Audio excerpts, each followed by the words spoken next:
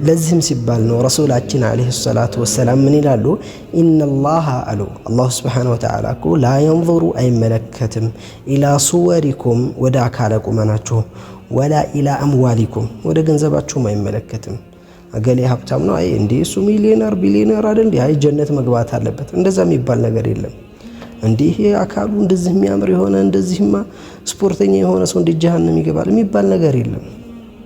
አላህ አካለ ቁመናችንን መልካችንን አይደለም ያየው፣ እንዲሁም ደግሞ ሀብታችንን አይደለም።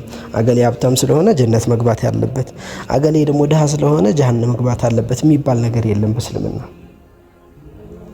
ከዛ ምን ያሉ ወላኪን የንዙሩ አሉ ነገር ግን አላህ ሱብሓነሁ ወተዓላ ይመለከታል ኢላ ቁሉቢኩም ወአዕማሊኩም ልባችሁንና ስራችሁን ልባችን ያያል ማለት ነው። አላህ ሱብሓነሁ ወተዓላ በውስጣችን ትክክለኛ ኢኽላስ ካለን ትክክለኛ ተውሂድ ካለን ትክክለኛ እሱን ፈራቻ ካለን በአካላችን ደግሞ ያንን ነገር ምን ተገበር ከሆነ ያንን ነገር ምን ሰራ ከሆነ በዛ ነው ማለት ነው አላህ ሱብሓነሁ ወተዓላ ነጃ ሊያወጣን የሚችለው ያ ነው ለኛ የጀነት ሰበብ ሊሆንልን የሚችለው ማለት ነው።